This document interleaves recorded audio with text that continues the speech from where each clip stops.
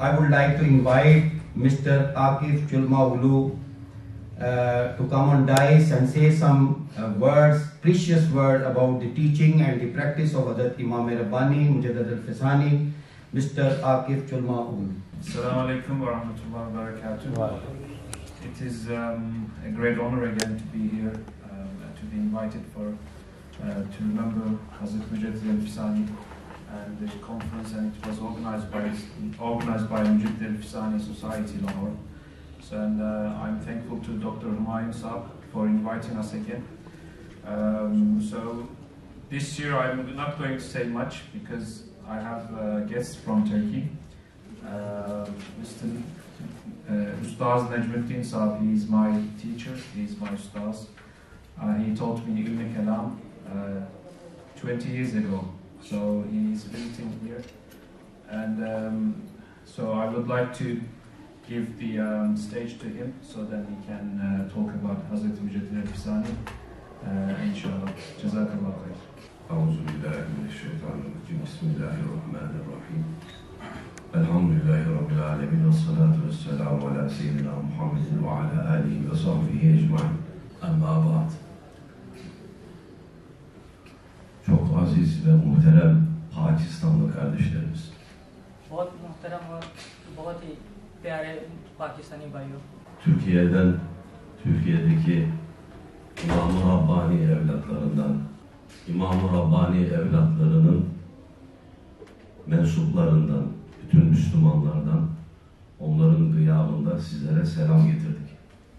तुर्की से हज़रत इमाम रब्बानी की जो औलाद हैं उनके तौर पे, यानी उनके मुरीदीन के तौर पे, वहाँ से जो और मुरीदीन हैं उनकी तरफ से ग़याबन आपके लिए उनका सलाम लेते हैं. Az önce üstazları dinledik.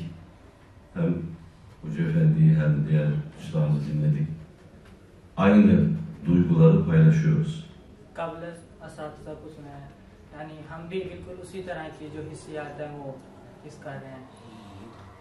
İmam-ı Rabbani Hazretleri Silsile-i Aliye'nin 23. halkası bizim Türkiye'de bulunan 33. halka Süleyman İlmi Tunahan Efendi Hazretleri'nde 33. halka. हम तरीक़त नक्शबंदिया के 23वें जो मुर्शिद हैं हज़रत इमाम रब्बानी, वही सिलसिले के आगे जारी 33वें मुर्शिद हज़रत सुलेमान हिल्मी तुना खान कुद्दस सिरूर के मुरीदीन हैं, उनके तलबा हैं.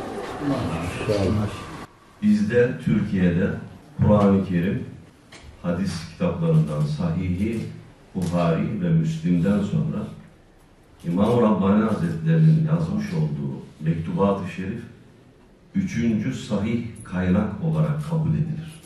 यानी कि हमारे वहाँ पे तुर्की में सबसे पहले कुरान पाक, उसके बाद सही बुखारी और सही मुस्लिम के बाद मकतूबात रब्बानी जो तीसरी सबसे मजबूत, सबसे अच्छी जो किताब है उसको कबूल करते हैं.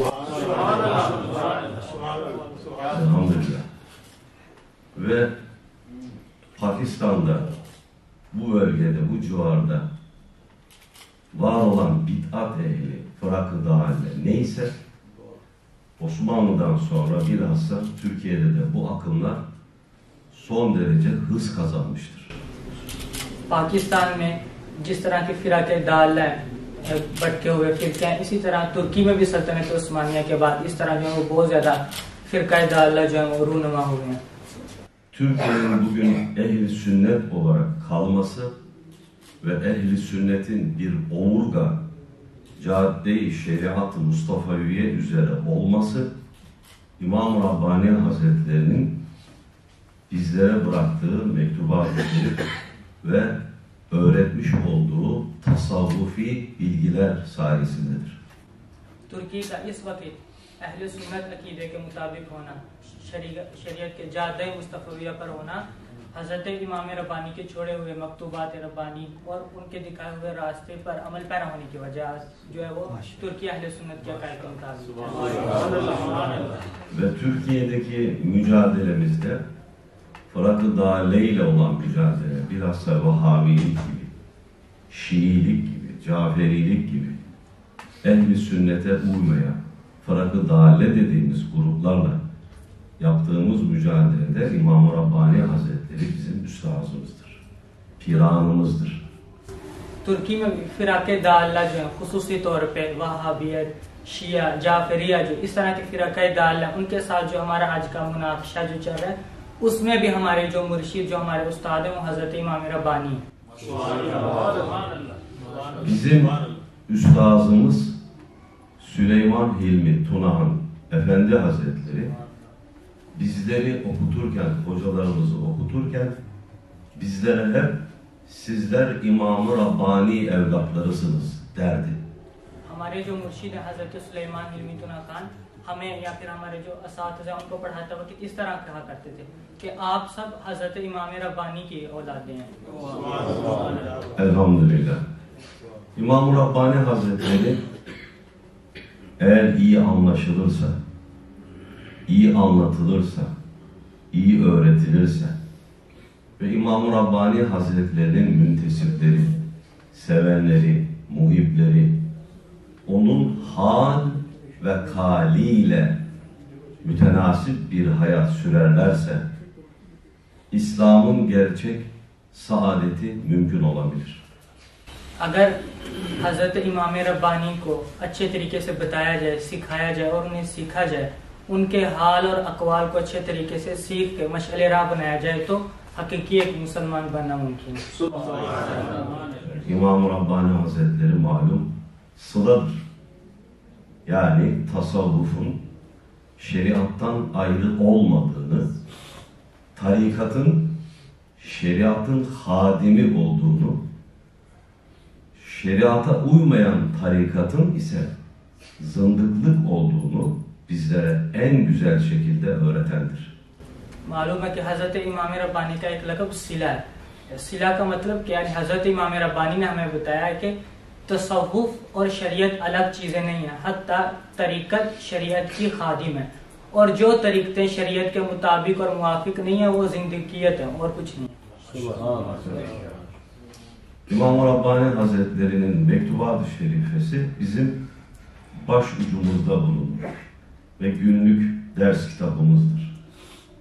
Bizi diğerlerinden ayıran en büyük özelliktir. Maktubat रब्बानी हमारे टेबल पे सबसे पहले रखी जाती है और हमारे लिए हमारे सबक में हर रोज़ पढ़ाई जाने वाली किताब, इस्तिफादा की जाने वाली किताब है और यही मकतूबात रब्बानी हमें दूसरे लोगों से मुख्तलिफ करने वाली चीज़ है। Türkiye'de bulunan Süleyman Hilmi Tunahan Efendi Hazretleri'nin cemaatinin siz kardeşleriniz olarak sizlerin aynısıyız ve orada talebelerimize okuttuğumuz anaokulundan ortaokuluna, liseye, üniversiteye kadar ve ondan sonra da tekamül dediğimiz Osmanlı medreselerinde okutulan medrese usulü eserlerimiz o müesseselerde tamamen İmam-ı Rabbani Hazretlerinin ve Silsile-i Aliye'nin edebi, Silsile-i Aliye'nin programı tatbik edilmektedir. इस वक्त यानी आपके भाई होने के साथ साथ हज़रत सुलेमान हिल्मी तुना खान के जो तुर्की में हमारे मदारिस हैं, तालिब इल्म उनका प्राइमरी स्कूल से, मिडल से, उसके बाद कॉलेज से, यूनिवर्सिटी से, उसके बाद साथ साथ दीनी उलूम पढ़ के तकामुल जो हमारा आखिरी साल है जहाँ पे तालिब इल्म पढ़ते हैं, ये सारे पढ़ाए जाने वाले जितने भी उलूम हैं ये सारे तरीक़त नक्शबंदिया और औलिया किराम के मनहज पे उनके अदब उसूल के मुताबिक उनके पढ़ाए हुए उलूम ही पढ़ा के हम यहाँ तक आ रहे हैं। Onun için bazen de Türkiye'de Fırak-ı Dâlle erbabı tıpkı burada İmam-ı Rabbani Hazretleri'nin aleyhinde konuştuğu gibi bizim de aleyhimize zaman zaman konuşabilirler. इसी वजह से है कि तुर्की में भी जिस तरह हजरत इमाम रब्बानी पे यहाँ पे भी फिराके दाल हजरत इमाम रब्बानी पे तान करते हैं, इस तरह हम पे भी वहाँ पे तान करते हैं फिराके दाल। Çok itibar edilmesi lazım. मगर उन पे कोई इतबार नहीं है। Biz İmam-ı Rabbani Hazretleri'nin Mektubat-ı Şerifinden Resulullah Efendimizin muhabbetini görüyoruz. हम हज़रत इमाम रब्बानी की मकतूबात शरीफा में प्यारे नबी करीम सल्लल्लाहु अलैहि वसल्लम की मोहब्बत को देखते हैं। Zaten 28 batın ileride Faruki olmasından kaynaklanıyor. Hazreti Ömer'in neslindendir. यानी वैसे भी 28 पेट पीछे जाएं तो वो हज़रत उमर फारूक रज़ी अल्लाह अन्हु की निस्बत से फारूकी हैं। Dolayısıyla böyle bir programa kısa da olsa iştirak etmekten, böyle bir programda bulunmaktan son derece memnunuz. Asıl hocamız Yusuf Ergin Hoca Efendi, Alimul Arabiye, Lisanul Arabiye, ama çok rahatsız olmasına rağmen iştirak ettiler. İmkanları ona müsait olmadı. Biraz hava değişikliği de bize uğradı. Kusura bakmayın. या इस तरह के एक बहुत ही नज़ीर और अच्छे प्रोग्राम है, मुख्तसरन भी हो, तुर्की से आके यहाँ पे इश्तिराक करने में हमें बहुत ज़्यादा ऑनर दिया, हमें बहुत ज़्यादा खुशी हुई है। यहाँ पे हमारे उस्ताद मोहतरम अरगीन साहिब थे, जिनको यहाँ पे इश्तिराक करना चाहते, उस्तादुल अरबी हमारे उस्ताद हैं, तो उनको भी यहाँ पे हम चाहते थे, मगर उनकी तबीयत बहुत ज़्यादा ख़राब है, चूँकि तुर्की से अभी एक दिन कबल आए, तो हवा की तब्दीली की वजह से वो बहुत ज़्यादा इस वक्त बीमार है। Ben İmam-ı Rabbani Hazretleri'ni böyle birkaç saat programda anlamak mümkün değil. Dolayısıyla çok derinlemesine, onun bugünkü manada demiyorum, hayatını anlamak, o hayatı Hazreti Üstazımız bize öyle anlatmışlar. Hani bizi okuturken evlatlarım, sizler İmam-ı Rabbani evlatlarısınız, sen hülasa edersin. Evlatlarım, sizler İmam-ı Rabbani evlatlarısınız.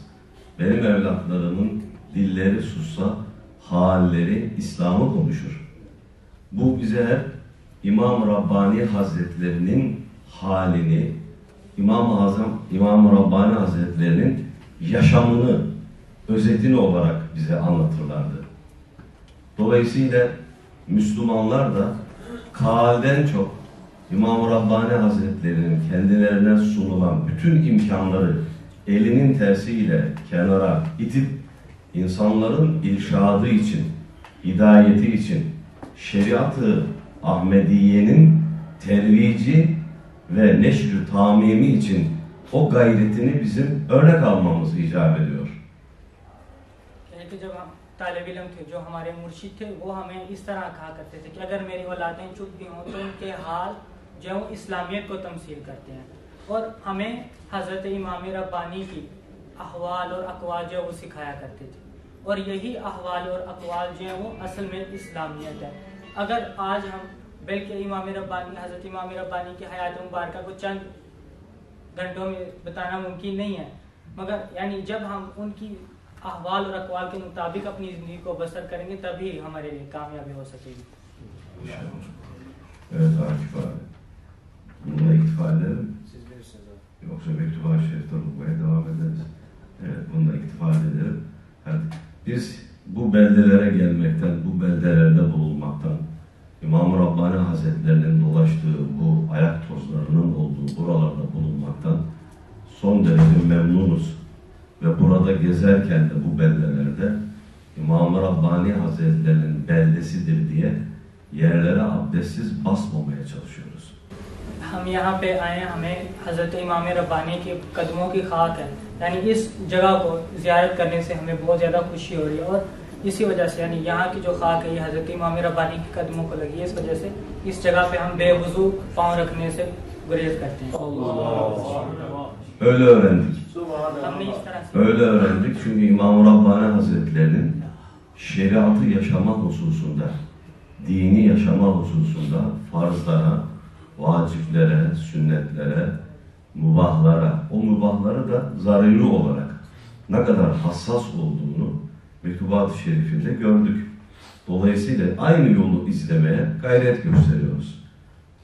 इसी वजह से कि हम हज़रत इमाम रब्बानी के मशाल राह पे उनके कदम पे चलने की कोशिश करें, चूँकि हज़रत इमाम रब्बानी फ़र्ज़, वाजिबात, सुन्नत और मुबाहात यानी जो ज़रूरी मुबाहात है, यानी उनको हज़रत इमाम रब्बानी ने मकतूबात में जो है वो बयान किया, और हम भी उसके मुताबिक ज़िंदगी बसर करने की कोशिश करें।